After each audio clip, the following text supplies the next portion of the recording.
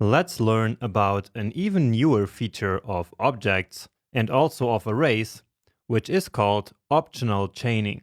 And this one is really amazing. So let's say that we wanted to get the opening hours of our restaurant for Monday. So let's quickly check that. So restaurant.opening hours, and then since we are checking for Monday, let's try .mon, so which could stand for Monday. Now actually this property doesn't exist. So you see that this is undefined, right? But let's pretend that we do not know whether this restaurant opens on Monday or not. And that could be the case, for example, if this data came from a real web service, so a web API.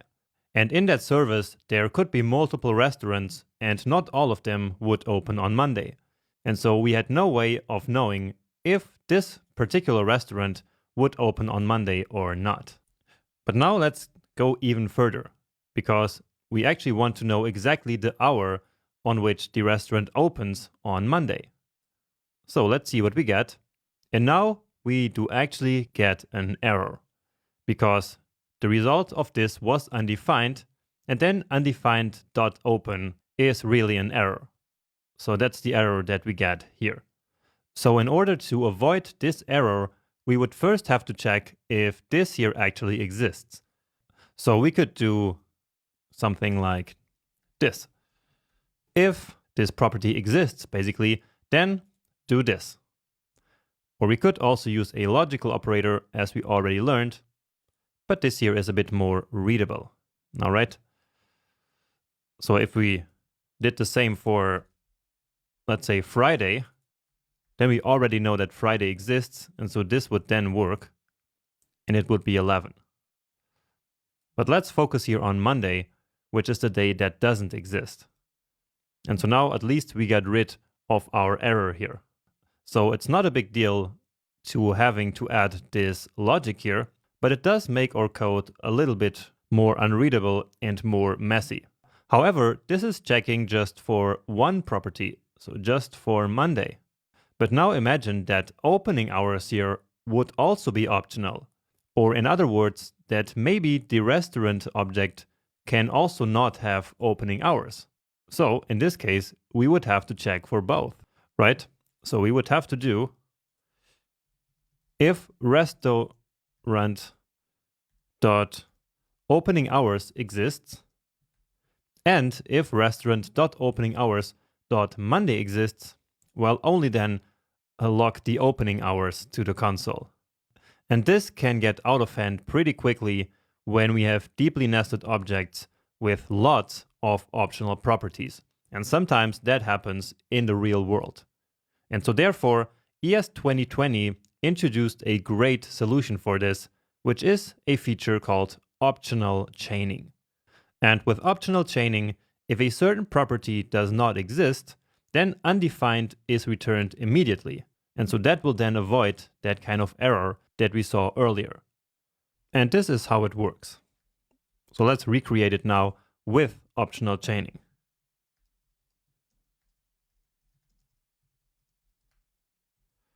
So now we can say restaurant.opening-hours.monday, and now here is the optional chaining operator.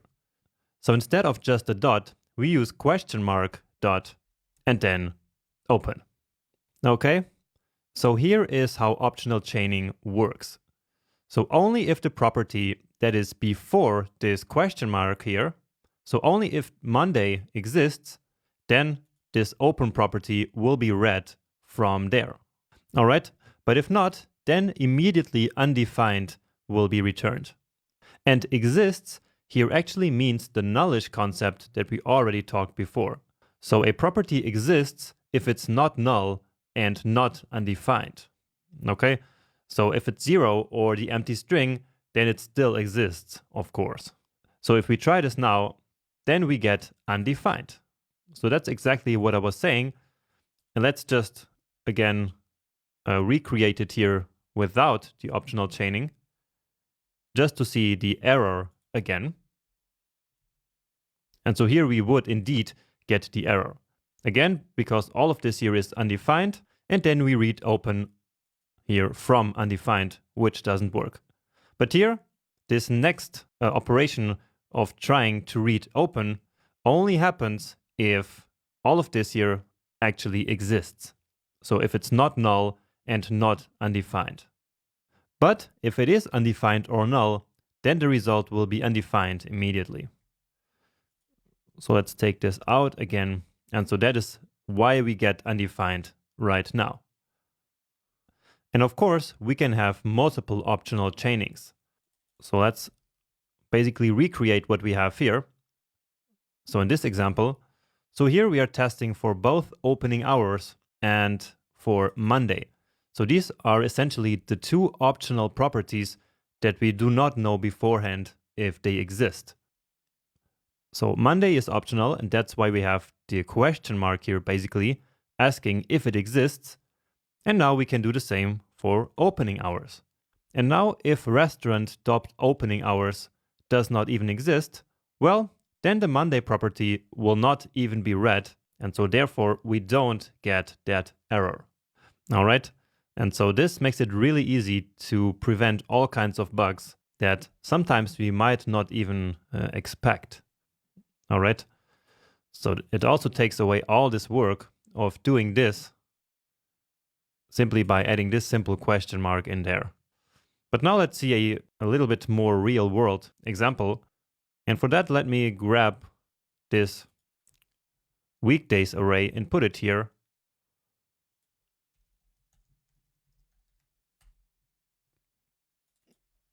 Let's just call it days here, so it's not the same variable. And now what I want to do is to loop over this array and then log to the console whether the restaurant is open or closed on each of the days. So that's a good application of optional chaining right there. So let's start just by logging here the day, just so that you can remember how this loop works. And so indeed, now we can do some code with each of these days here.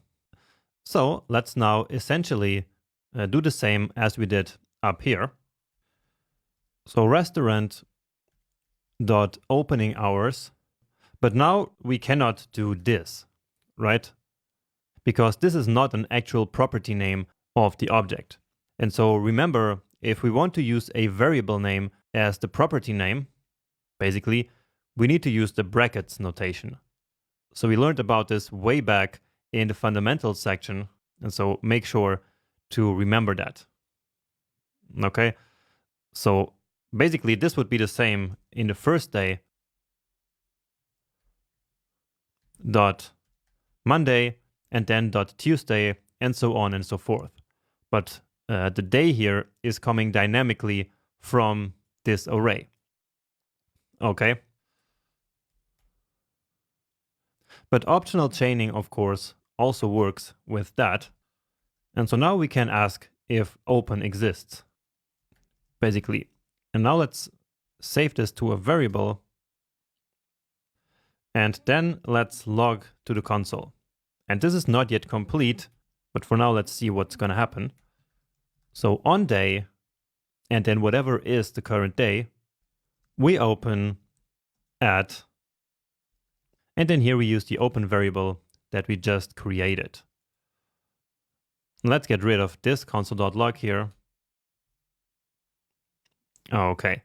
So we get on Monday, we open at undefined, undefined, undefined. And then indeed on Thursday, Friday, and Saturday, we are open. And so then we get the opening hour that is actually also in the object. Let's just make sure. So this one is open 12, 11, and 0. So essentially it's open 24 hours. It opens at 12 and closes at 24. So at midnight again. All right. So that's working.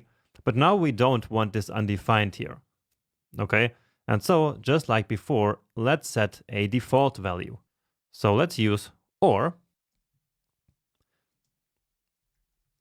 And so as a default, we want to say closed. So we are open at closed, so that doesn't make a lot of sense. So we could create a better sentence there, but let's leave it like this. But maybe you're noticing that now we have a problem, which is that on Saturday it says that we are closed, although actually we open, or the restaurant opens. So here on Saturday, which is this one, indeed, this property exists. So there is a property called Saturday, and so we have a problem here. And the problem is that the restaurant opens at 0. And so here we have the same problem as before, where 0 is a falsy value. And so therefore, it will then trigger this second part of the operator. But we also saw the solution to this, which is to use the nullish coalescing operator. And so that's what we do now. And now we get back to open at 0. Great. So this is an amazing use case of the optional chaining operator and the nullish coalescing operator working together. And in fact, they were introduced into the language at the same time in ES 2020 because they were really designed to work well with each other. So again, both of them rely on this new concept of nullish. And so nullish values are null and undefined. And that's it. And so that's true both for this nullish coalescing operator and also for optional chaining. Okay, great. Now that you understand how it works, let's move to the next topic, which is on methods. So optional chaining does indeed also work for calling methods. So essentially, we can check if a method actually exists before we call it. So restaurant.order, and now we can check if it exists. So we use the question mark dot, and if it does exist, then we can call it. So let's just pass 0 and 1 here. And then we should always use together the nullish coalescing operator. And so method does not exist. So let's run this. But in this case, the method does actually exist. And so here we get the expected result. When we try to call a method that doesn't exist, so let's say order risotto, and so we never wrote a method for that. And so let's see. And yeah, now we get method does not exist. And so just like before, this optional chaining operator will check if order risotto actually exists. And if it doesn't, well, then it will immediately return undefined. And so all of this then returns undefined. And so here in the nullish coalescing operator, we immediately go to that second operand. So that's this one here. And yeah, then that's the result of this whole operation. So of course, if we hadn't this, then we were trying to attempt something that is not a function. So really useful on methods as well. And finally, optional chaining even works on arrays. So basically, we can use it to check if an array is empty. So let's simply create a users array in which we can put a couple of user objects. So name, Jonas, and email hello@jonas.io.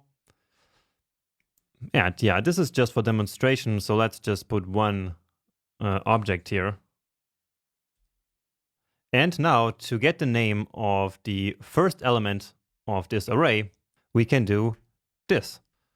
We can write users element number 0, and only if it exists, so optional chaining, only then take its name. Okay? And otherwise, we want to log user array empty. So let's see.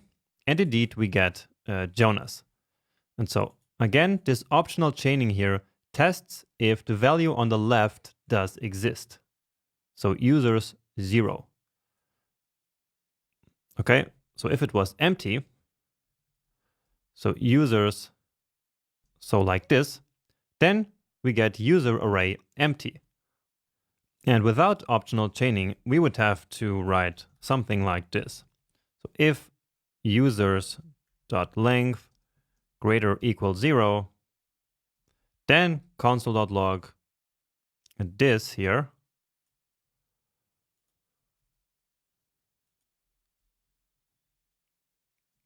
and else console.log user array empty. All right.